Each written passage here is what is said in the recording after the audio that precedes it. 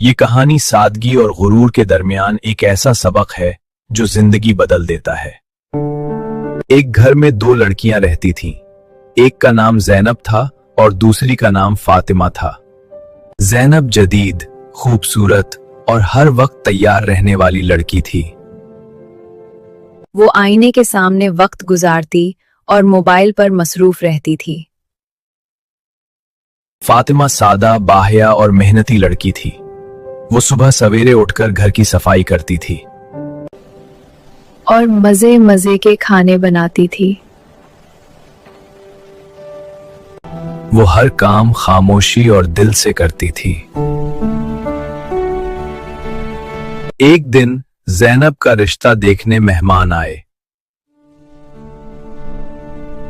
जैनब ने मेहमानों के सामने भी खुद को जदीद अंदाज में पेश किया।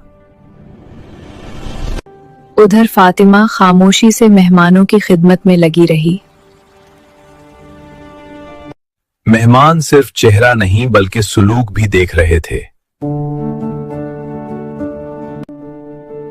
चंद दिन बाद मालूम हुआ कि रिश्ता फातिमा के लिए आया है।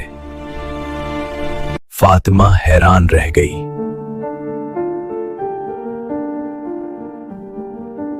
और जैनब को शदीद धचका लगा। माँ ने कहा, असल खूबसूरती चेहरे की नहीं बल्कि अखलाक और मेहनत की होती है। वीडियो पसंद आए तो लाइक करें और सब्सक्राइब जरूर करें।